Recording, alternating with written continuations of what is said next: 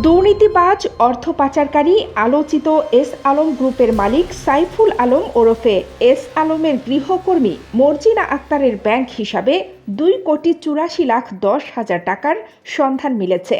এর মধ্যে ইসলামী ব্যাংকে 4,55,000 টাকা করে মোট 22টি ফিক্সড ডিপোজিট রয়েছে, যার মোট অর্থের পরিমাণ 1,10,00,000 টাকা।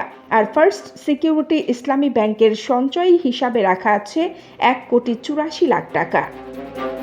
আওয়ামী লীগ সরকারের ক্ষমতাচ্যুতির পর এস আলম গ্রুপের চেয়ারম্যান ও তার লোকজনের সম্পদের হিসাব খুঁজতে গিয়ে যে তথ্য বেরিয়ে আসছে তাতে মাথা ঘুরে যাচ্ছে সবার। আর্থিক খাত নিয়ে কাজ করে এমন একটি সরকারি সংস্থার প্রতিবেদন থেকে পাওয়া গেছে মর্জিনার অর্থের হিসাবের তথ্য। সংস্থাটির দায়িত্বশীল একজন কর্মকর্তার দাবি, মর্জিনার আরও কিছু অ্যাকাউন্ট থাকতে পারে, সেখানেও তার অর্থের সন্ধান মিলতে পারে।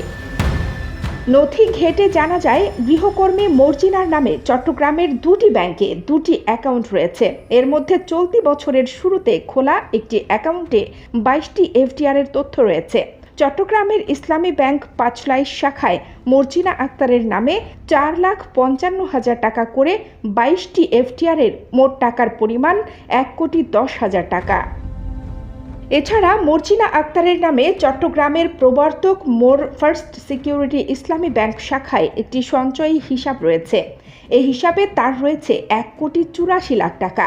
সব মিলিয়ে এই গৃহকর্মীর 2টি ব্যাংকে মোট 2,84,10,000 টাকা জমা রয়েছে।